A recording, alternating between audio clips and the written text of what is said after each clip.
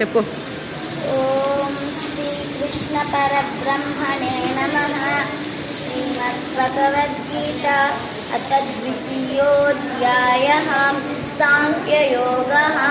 సంజయ ఉవాచ తం తథా కృపయావిష్టం అశ్రుపూర్ణాకులేక్షణం విషీదంతమిదం వాక్యం ఉవాచ మధుసూదనः. శ్రీభగవానువాచ కుతస్త్వాకష్మలమిదం విషమే సముపస్థితం అనార్యజుష్టమస్వర్గ్యం అకీర్తికరమర్జున. క్లైవ్యం మాస్మగమః పార్థం నైతత్వయుపపద్యతే.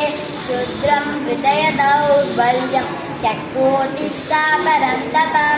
అర్జున ఉవాచ కథం భీష్మమహం సంఖ్యే ద్రోణం చ మధుసూదన. ఇషుభిః ప్రతియోత్స్యామి పూజారావరిసూదన. గురుణ హత్వా హి మహానుభావాన్ శ్రేయో భోక్తుం భైక్షమపీహ లోకే.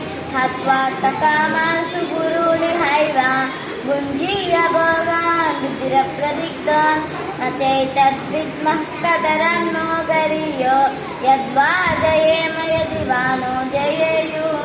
यान्येव हत्वा न जिजीविषामः तेव स्थिताः प्रमुखे धार्तराष्ट्राः. कार्पण्यदोषोपहतः स्वभावः पृच्छामि त्वां धर्मसम्मूढचेता.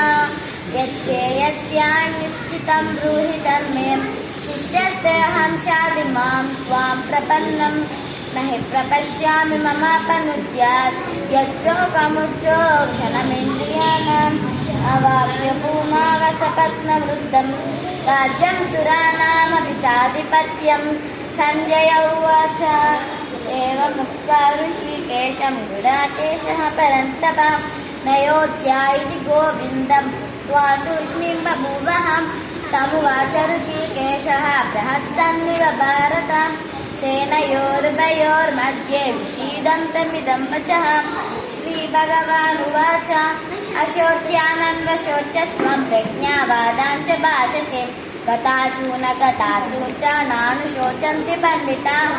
न त्वेवाहं जातुमासं न त्वं नेमे जनाधिपाः. न चैव न भविष्यामः सर्वे वयमतः परं. देहिनोऽस्मिन् यदा देहे कौमारं यौवनं जरा तदा देहान्तरप्राप्तिः धीरस्तत्र न मुह्यति.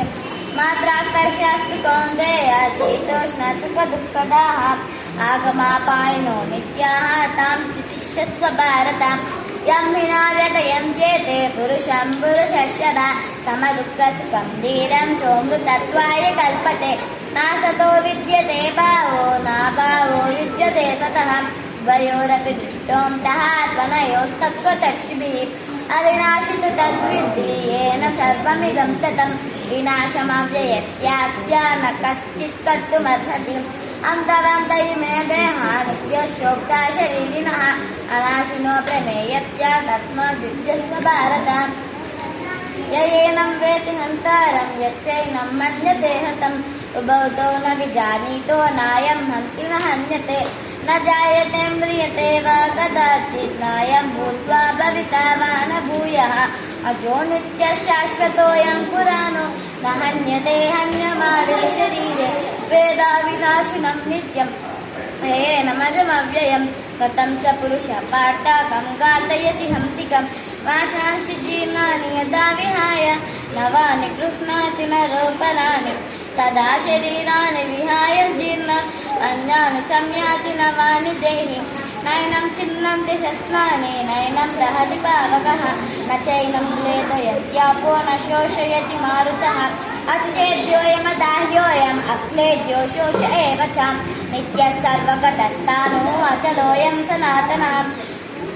अव्यक्तोऽयमचिन्त्योऽयम् अविकार्योऽयमुच्यते. तस्मादेवं विदित्वैनं नानुशोचितुमर्हसि. अथ चैनं नित्यजातं नित्यं वा मन्यसे मृतं. तदापि त्वं महाबाहो नैवं शोचितुमर्हसि. जातस्य हि ध्रुवो मृत्युः ध्रुवं जन्म मृतस्य च. तस्मादपरिहार्येते न त्वं शोचितुमर्हसि. अव्यक्तादीनि भूतानि व्यक्तमद् మధ్యాని భారత అవ్యక్త నిధనాన్యేన తత్ర కా పరిదేవనాం ఆశ్చర్యవత్ పశ్యతి కశ్చిదేనం ఆశ్చర్యవద్వదతి తథైవ చాన్యః ఆశ్చర్యవచ్చైనమన్య శృణోతి శ్రుత్వాప్యేనం వేద న చైవ కచిత్ దేహి నిత్యమవద్యోయం దేహే సర్వస్య భారత తస్మాత్ సర్వాణి భూతాని న త్వం శోచితుమర్హసి దేహి నిత్యమవద్ స్వధర్మమపి చావేక్ష నమి కంపితుమర్హసి ధన్యాద్యుద్ధా శ్రేయోన్యక్షత్రియస్య న విద్యతే యదృచ్ఛయా చోపపన్నం స్వర్గద్వారమపావృతం సుఖినః క్షత్రియాః పార్థ లభन्ते యుద్ధమీదృశం అత చేత్వమిమం ధర్మ్యం సంగ్రామం న కరిష్యసి తతః స్వధర్మం కీర్తిం చ హిత్వా పాపమాప్యసి అకీర్తిం చాపి భూతాని కథయిష్యంతి తే వ్యయం సంభావితస్య చ కీర్తిర్మరణాదతిరిచ్యతే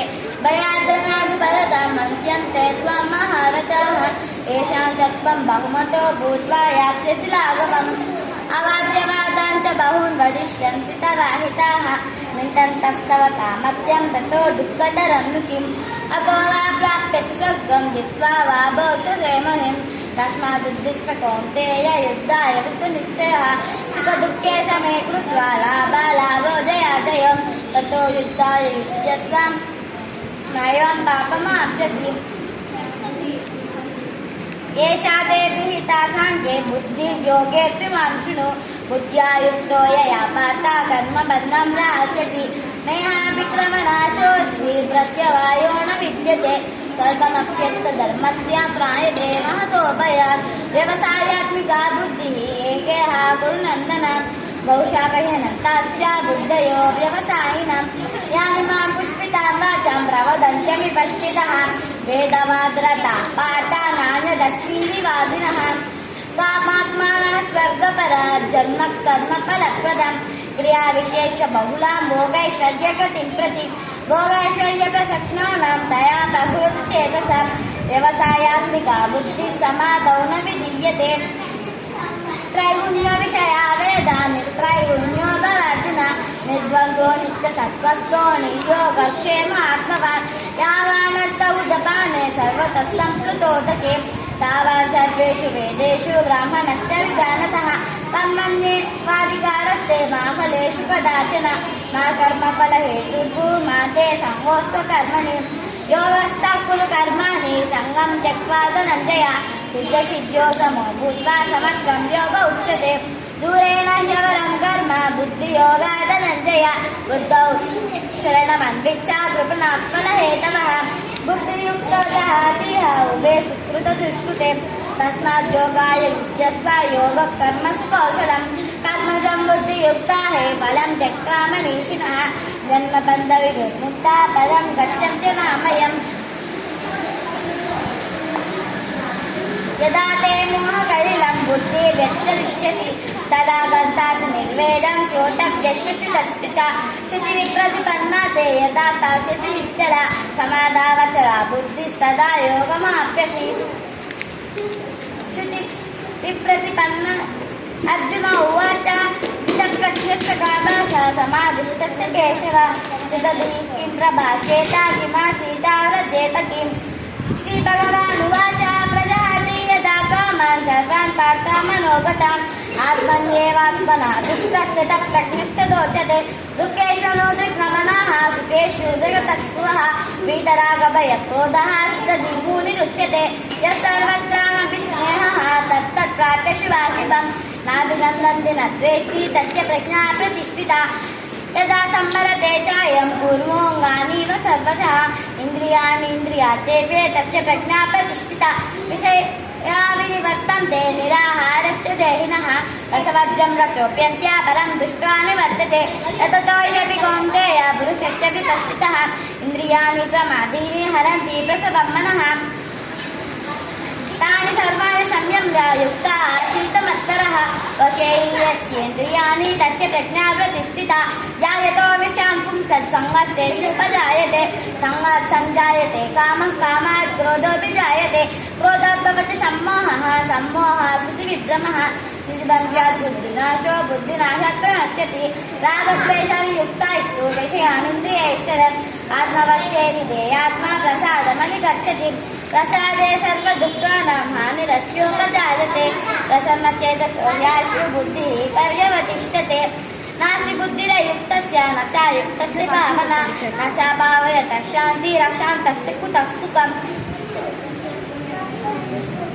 ఇంద్రియాణాం విచరతాం యన్మనోను విధీయతే తదస్యారతి ప్రజ్ఞా వాయుర్నావమివాంబసి తస్మాద్యస్య మహాబాహో నిగృహీతాని సర్వశః ఇంద్రియాణీంద్రియార్థేభ్య తస్య ప్రజ్ఞా ప్రతిష్ఠితా యా నిశా సర్వభూతానాం తస్యాం జాగర్తి సంయమి యస్యాం జాగర్తి భూతాని సా నిశా పశ్యతో మునేః ఆపూర్యమానమచల ప్రతిష్టం సముద్రమాపః ప్రవిశంతి యద్వత్ తద్దత్కామాయం ప్రవిశంతి సర్వే సశాంతిమాప్నోతి న కామకామి విహాయ కామాన్యః సర్వాన్ పుమాన్ చరతి నిస్పృహः నిర్మమో నిరహంకారः సశాంతిమతి గచ్చతి ఏషా బ్రహ్మస్థితిः పార్థ నైనా ప్రాప్య విముహ్యతి స్థిత్వా శమంతకాలేऽపి బ్రహ్మ నిర్వాణముచ్యతి ఓం తత్సత్ శ్రీమద్భగవద్గీతాసు ఉపనిషత్సు బ్రహ్మ విద్యాయాం योगशास्त्रे श्रीकृष्णार्जुन संवादे सांख्ययोगो नाम द्वितीयोऽध्यायः।